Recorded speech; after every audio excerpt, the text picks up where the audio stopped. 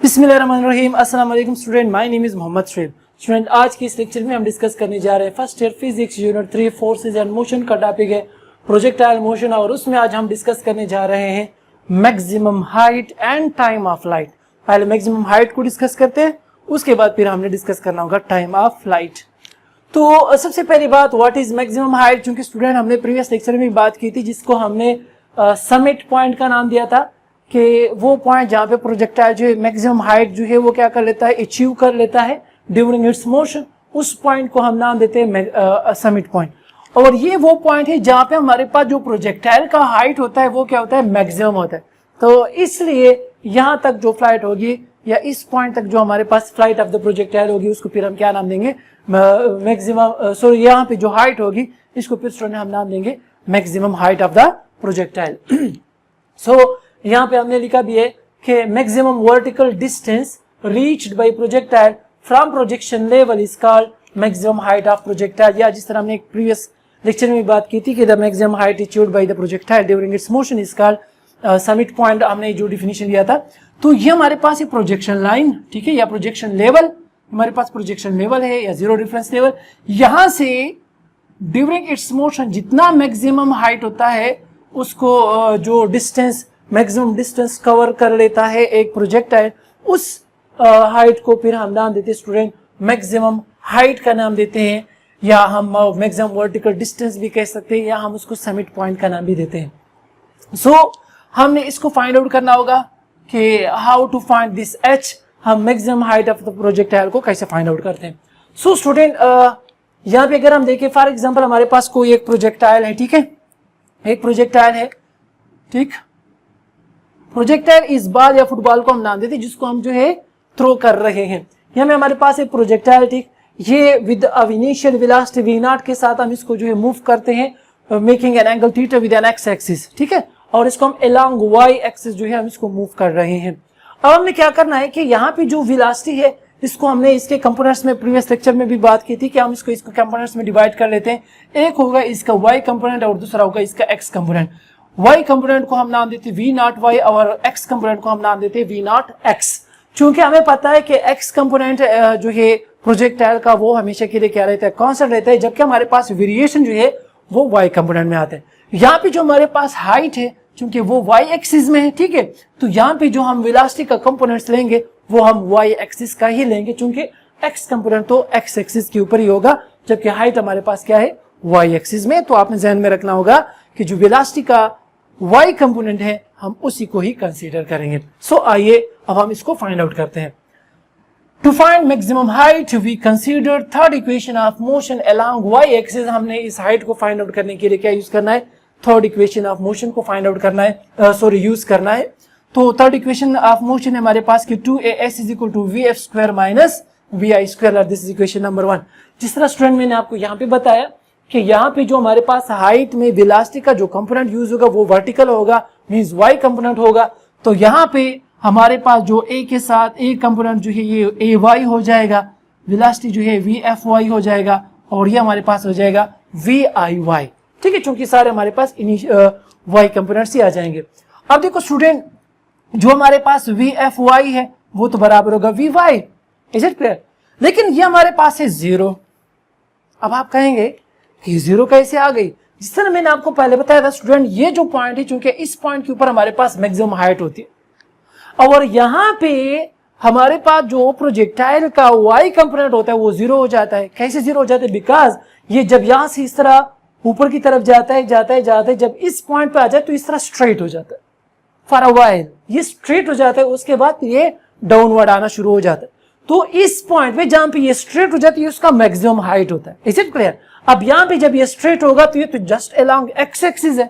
जब along x axis होगा तो इसका जो y कंपोनेंट होगा वो क्या होगा स्टूडेंट? 0। तो इस पॉइंट के ऊपर हमारे पास जो y component of the velocity होती है वो क्या होती है? 0। Is it clear? ठीक है, तो यहाँ पे हमारे पास क्या होगा? 0 होगा। तो चूंकि ये क्या है, यहाँ पे सिर्फ और सिर्फ वेलोसिटी का क्या होगा? x कंपोनेंट होगा जो कि कांस्टेंट रहता है, जबकि यहाँ पे हमारे पास y component of the velocity क्या होती है student? 0। Is it clear? Good. Now यहाँ पे हमारे पास हो जाएगा vfy is equal to vy which is equal to 0। जबकि इनिशियल वी आई वाई जो है, जिस तरह हमने पहले भी बताया था कि यहाँ पे हमारे पास जो वी आई वाई है, ठीक है, ये बराबर होगा वी नॉट और साइन थीटा, बिकॉज ये अलॉन्ग वाई एक्सिस जो कंपोनेंट होता है उसको हम साइन थीटा वहां पे लेते हैं, और जो अलॉन्ग एक्स एक्सिस होते हैं वहां पे हम cos थीटा लेते हैं। तो ये हमारे पास आ जाएगा V I Y is equal to we not sine theta. Similarly student, यहाँ पे ए वाई जो है, जिस तरह मैंने प्रीवियस लेक्चर में बताया था कि हमारे पास जो है एक्सेलरेशन अलॉन्ग वाई एक्सिस होगी, क्योंकि एक्स एक्सिस पे वेलोसिटी कांस्टेंट है। जब वेलोसिटी कांस्टेंट होगी, no velocity no acceleration along x axis because velocity is constant, so acceleration is zero।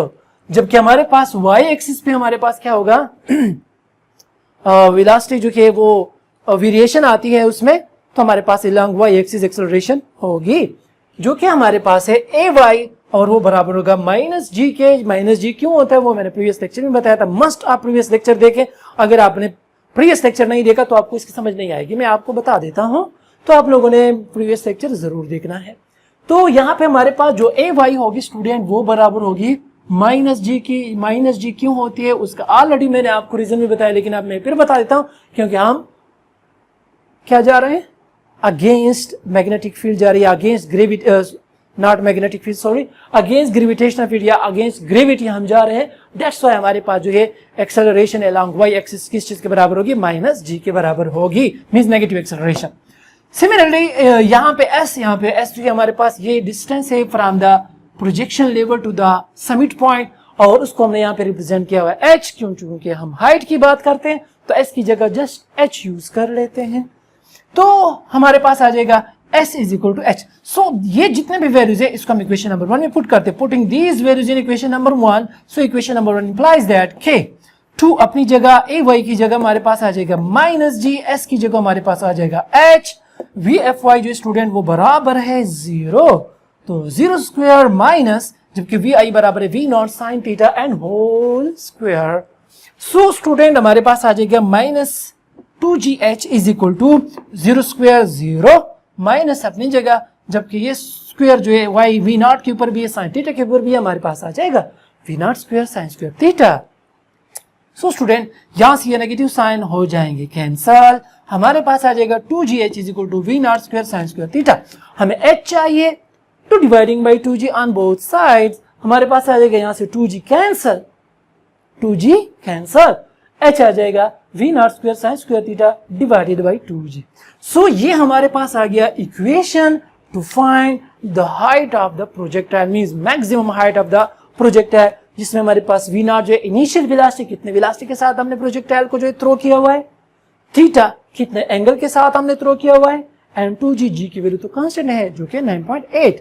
So this is the equation which is used to find the maximum height of the projectile। so अगर आप इसका screenshot लेना चाहते हैं तो student आप screenshot ले सकते हैं। नाउ स्टूडेंट अब हम बात करते हैं टाइम ऑफ फ्लाइट की। नाउ स्टूडेंट अब हम बात करते हैं time of flight. Time of flight का मतलब क्या है कि जब हम प्रोजेक्टाइल को थ्रो कर लेते हैं, तो जब ये स्टार्ट लेता है यहां से पॉइंट ऑफ प्रोजेक्शन से, और जब ये जाता जाते जाते जाते यहाँ पे पॉइंट ऑफ इम्पैक्ट तक पहुंच जाता है, ये पॉइंट कौन सा है, पॉइंट ऑफ इम्पैक्ट, हम ऑलरेडी डिस्कस कर चुके हैं, और ये हमारे पास क्या है, पॉइंट ऑफ प्रोजेक्शन। ठीक हो गया। तो जब हमारे पास एक प्रोजेक्टाइल यहाँ पे पॉइंट ऑफ प्रोजेक्शन से स्टार्ट होता है, इस तरह जाके जाके जाके जाके पॉइंट ऑफ इम्पैक्ट पे आ जाता है, तो इस टोटल फ्लाइट को उसने कितने टाइम में किया, कितने टाइम में उसको कवर किया, तो इसको फिर हम कहते हैं टाइम ऑफ फ्लाइट। ठीक है, अब इसको हमने फाइंड आउट करना होगा कि what is the time of flight. तो अब देखो हमारे पास, अगर हम इस डायग्राम को ध्यान में रखें तो हम डायरेक्ट टाइम ऑफ फ्लाइट की अगर आप डिफिनेशन करना चाहते हैं कि the time taken by the projectile from its point of projection to the point of impact, is it clear. या अब यहाँ पे देखिए, time taken by a projectile to go from point of projection to the point of impact is called time of flight of projectile. अगर हमें time of flight of projectile को जो है अंडरस्टैंड करना है, तो यहाँ पे अगर हम डिफिनेशन को देखें कि वो टाइम जो एक प्रोजेक्टाइल लेता है जब वो time of projection point of projection से स्टार्ट लेता है और पॉइंट ऑफ इम्पैक्ट पे पहुंच जाता है, तो इस ड्यूरेशन ऑफ टाइम को फिर हम नाम देते हैं time of flight, total time of flight. अगर मैं इस टोटल टाइम ऑफ फ्लाइट को हम जो है किस चीज से रिप्रेजेंट करते हैं, कैपिटल टी से, is it clear, this capital T represent time of flight. अब हम देखते हैं for example let consider we have projectile, ठीक है, उसको हम जो ये क्या कर देते हैं, थ्रो कर लेते हैं with an initial velocity v not making an angle theta with x axis. Is it clear? Now यहाँ पे हम क्या कर लेते हैं, वी स्प्लिट और divide the velocity into its components which are vertical component represented by v naught y and horizontal component represented by v naught x। हमने क्या कर लिया, इस इनिशियल वेलोसिटी को उसके कंपोनेंट्स में डिवाइड कर लिया। एक हमारे पास vertical component along y axis जिसको हम कहते हैं v naught y, और एक हमारे पास along x एक्सिस जिसको हम नाम देते हैं v naught x। अब देखो फिर स्टूडेंट, अगर हम इस टाइम ऑफ फ्लाइट को मींस अगर हम इस प्रोजेक्टाइल को देखें तो ये along y एक्सिस ही जा रहा है, तो हमने अगेन जो वेलोसिटी का कंपोनेंट लेना है वो हमने y कंपोनेंट को ही कंसीडर करना होगा। अच्छा अब देखिए स्टूडेंट, यहाँ पे हम आते हैं, हम इस टाइम ऑफ फ्लाइट को फाइंड आउट करने की कोशिश करते हैं। To find time of flight we will use second equation of motion along y axis. हमने क्या करना है, सेकंड इक्वेशन ऑफ मोशन को यूज करना है जो कि बराबर है s is equal to vit plus half at square. That this is equation number 1।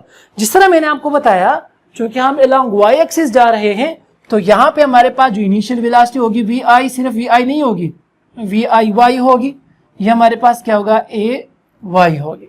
Is it clear? अच्छा देखो यहाँ पे हमने वैल्यूज पुट करने हैं, तो देखो हियर हमारे पास जो s क्या होगा 0, vi y अगेन स्टूडेंट जिस तरह मैंने पहले बताया v not sine theta, ay चूंकि along y एक्सिस एक्सेलरेशन उसको हमने मस्ट हमेशा जो है माइनस g, और जो t है इसको मैं कैपिटल T से इसको लेता हूं बिकॉज हम टाइम ऑफ फ्लाइट को फाइंड आउट करते हैं। अब यहाँ पे जो मैंने लिखा है कि s इज इक्वल टू 0, तो स्टूडेंट यहाँ पे आप थोड़ा सा जो है इस वीडियो को स्टॉप करें। Is it clear? और आप सोचें कि why I put here s is equal to 0, मैंने s को 0 क्यों पुट कर लिया, और जरा इस डायग्राम को गौर से देखें, इसको समझने की कोशिश करें, फिर आपको समझ आ जाएगी कि मैंने s को 0 क्यों लिया है। ये आप लोगों से मैंने पूछना है, मैं आपको इसका जवाब मस्त दूंगा, लेकिन आप लोग सिर्फ अपनी अंडरस्टैंडिंग के लिए मस्ट इस वीडियो को यहाँ पे स्टॉप करें, सोचे थोड़ा सा, और फिर जो है अपना ज़हन यूज करते हुए जो आप आंसर निकालें और बताएं कि यहाँ पे s इज इक्वल टू 0 क्यों होगा, क्योंकि मैं ऑलरेडी बताने वाला हूं। तो यहाँ पे स्टॉप करके मस्ट आप ये काम करें। अगर आप डायरेक्ट लेते हैं, डायरेक्ट जो है आप वीडियो में आप देख लेते हैं कि y s is equal to 0, फिर तो आपको जो है मीन्स वो थिंकिंग जो मैं आप चाहता हूं कि आप लोग थोड़ा सा जो है मीन्स क्रिएटिव माइंड बनाएं, ताकि आप इस तरह कभी भी कोई एमसीक्यूज या शॉर्ट क्वेश्चन या जो कंसेप्चुअल क्वेश्चन आ जाते हैं तो आप लोग थोड़ा सोचने के जो है आप लोगों में हिस्सा आ जाए। तो आप थोड़ा सोचे, सोचो कि मुंग सरदा एस वली 0 बराबर थी वली आखिर वली नो तस तो जवाब मिलाओ शो कता सुचेता द दे डायग्राम ता लगौर सर उगोरे। तो अब मैं बताने वाला हूं इसका आंसर। देखो स्टूडेंट, हमने बात की, एक टर्म हमने यूज किया था डिस्प्लेसमेंट, अगर आप लोग को याद हो तो डिस्प्लेसमेंट हमने बात की थी कि अगर हमारे पास कोई एक ऑब्जेक्ट जिस पॉइंट से स्टार्ट लेता है और इसी पॉइंट पे वापस आ जाता है तो वहां पे डिस्प्लेसमेंट हमारे पास क्या होगी, 0। अच्छा अब देखो ये हमारे पास एक ही लेवल है, हमारे पास क्या एक ही लेवल है ना, ठीक है। तो यहाँ पे स्टूडेंट ये प्रोजेक्टाइल जो है पॉइंट ऑफ प्रोजेक्शन से स्टार्ट हो गया, पॉइंट ऑफ इंपैक्ट पे आ गया है, एक ही लेवल पे आ गया है, प्रोजेक्शन लेवल और पॉइंट ऑफ इंपैक्ट मींस एक ही रेफरेंस पॉइंट पे आ गया है, जहां से उसने स्टार्ट लिया था उसी पॉइंट पे वो वापस आ गया है। ऐसे क्लियर? तो जहां से स्टार्ट लेता है और उसी पॉइंट पे वापस आ जाता है तो हमारे पास डिस्प्लेसमेंट की वैल्यू क्या होगी, 0, क्योंकि डिस्प्लेसमेंट हमने कहा था कि दो डिफरेंट पॉइंट्स। आप ये ना समझे कि ये पॉइंट और ये पॉइंट दोनों डिफरेंट पॉइंट है, ये एक ही रेफरेंस लाइन है, एक ही रेफरेंस लाइन है अलोंग एक्स एक्सिस से एक 0 पे पड़ी हुई है सारा कुछ according to the y axis. y axis के लिए ये जगह भी 0 है, ये पॉइंट भी 0, ये पॉइंट भी 0, ये पॉइंट भी 0, ये पॉइंट भी 0। x एक्सिस की बात नहीं कर रहे हैं हम, x एक्सिस पे ये डिफरेंट पॉइंट्स हैं, लेकिन y एक्सिस के लिए ये सारे पॉइंट्स क्या है, सेम ही है, और ये y एक्सिस में जो मूवमेंट है, ठीक है ना, तो इसलिए हम इस रेफरेंस लाइन को सेम ही कंसीडर करेंगे और ये सेम ही होता है। तो यहाँ पे जितना मींस जो पॉइंट है वो यहाँ पे दोनों अलोंग y एक्सिस के लिए दोनों क्या है, सेम। तो हमने पता है कि जहां से आपने स्टार्ट लिया और इसी पॉइंट पे आप वापस आ गए हो तो हम जो है डिस्प्लेसमेंट क्या लेते हैं, 0। तो इसलिए यहाँ पे जो हमारे पास s है that's why it is equal to 0। तो होपफुली आपको जो आपने सोचा होगा कि s क्यों 0 है, और अगर आपने जो इस तरह सोचा है जिस तरह मैंने आपको बताया देन यू आर ब्रिलियंट। सो अब आते हैं इन तमाम वैल्यूज को हम इक्वेशन नंबर 1 में पुट करते हैं. Putting these values in equation number 1, so equation 1 implies that के एस की जगह हमारे पास आ गया 0, वी आई वाई की जगह आ गया हमारे पास वी नॉट साइन थीटा, और टी है तो multiplied by capital T plus half, और ए वाई की जगह हमारे पास आ जाएगा minus g multiplied by t whole square. Is clear? 0 अपनी जगह, v not sine theta multiplied by t minus plus minus half g t square. अब देखो स्टूडेंट, ये वाला टर्म जो है माइनस है, तो जब इसको हम यहाँ पे शिफ्ट कर लेंगे इक्वल साइन के इस साइड पे, तो ये प्लस हो जाएगा half g t square is equal to we not sine theta t. अब देखो यहाँ पे हमारे पास टी स्क्वायर और यहाँ पे टी, ये एक स्क्वायर इस टी के साथ क्या हो जाएगा, कैंसल. हमारे पास आ जाएगा half g t is equal to we not sine theta. So चूंकि हमें टी चाहिए तो हमने क्या करना है, इस 2 को वहां पे शिफ्ट कर ले, चूंकि डिवीजन में है, जब ये वहां पे जाएगा तो मल्टीप्लिकेशन में चला जाएगा, और जी क्या है हमारे पास मल्टीप्लिकेशन में, जब ये नीचे आएगा तो डिवीजन में आ जाएगा, तो हमारे पास आ जाएगा capital T is equal to वहां पे 2 वी नॉट साइन थीटा, और जी नीचे आ जाएगा divided by g. So student, this is the equation which is used to find the maximum time of flight या complete whole time of flight of the projectile. तो इस equation को हम use करेंगे जिसमें हमारे पास v नॉट क्या है, इनिशियल वेलोसिटी, जिस वेलोसिटी के साथ आप प्रोजेक्टाइल को थ्रो करते हो, थीटा कितना एंगल बना रहा है, और g वो तो ऑलरेडी हमारे पास कांस्टेंट वैल्यू है जो कि है 9.8 मीटर पर सेकेंड स्क्वायर. सो स्टूडेंट, अगर आप इसका स्क्रीनशॉट लेना चाहते हैं तो आप स्क्रीनशॉट ले सकते हैं. नाउ स्टूडेंट, यहाँ पे एक इसी टॉपिक में एक और पॉइंट है कि यहां तक मींस इस पॉइंट से लेकर पॉइंट ऑफ प्रोजेक्शन से लेकर समिट तक, इस समिट पॉइंट तक, यहां तक हमारे पास टोटल टाइम कितना लगेगा. टोटल टाइम कितना लगेगा मींस टाइम ऑफ फ्लाइट तो टोटल टाइम है ना, यहां से लेकर यहां तक. ठीक है, अब ये कहा जाता है कि हाफ फ्लाइट तक, जो समिट पॉइंट तक जो टाइम होगा उसको हम कैसे कैलकुलेट कर सकते हैं, तो अब हम उसको कैलकुलेट करते हैं. नाउ स्टूडेंट, हमारे पास है time to reach summit, means यहां से लेकर समिट पॉइंट तक जब ये प्रोजेक्टाइल जाएगा तो कितना टाइम लगेगा. तो अगर हम डायग्राम को देखें, डायरेक्ट आपको पता चल जाएगा कि अगर ये टोटल फॉर एग्जांपल 10 सेकंड ले रहे हैं तो यहां तक पहुंचने में कितना टाइम लगेगा, 5 सेकंड, क्योंकि ये हाफ है ना, हाफ इधर हाफ इधर, जितना टाइम यहाँ पे लेगा उतना टाइम उधर जाएगा. हाँ, तो अगर ये टोटल 10 सेकंड ले रहा है तो यहाँ तक कितना लेगा, 5 second, means half of the total time of flight. हाँ, उसको फिर हम क्या नाम देते हैं, टाइम टू रीच समिट. तो अगर लेट में टाइम टू रीच समिट, इस टाइम को मैं टी डैश से रिप्रेजेंट करता हूं, आप कोई सा भी जो है रिप्रेजेंटेशन दे दे, T1 दे दे, T2 दे दे, तो हमारे पास आएगा let t dash is equal to half of the total time of flight, जो कि टी से हम रिप्रेजेंट करते हैं, टी डिवाइडेड बाई 2, या अगर मैं 1 और 2 को बाय लिखूं मल्टीप्लाइड बाई टी, इस तरह आ जाएगा. लेट इस इक्वेशन नंबर 3.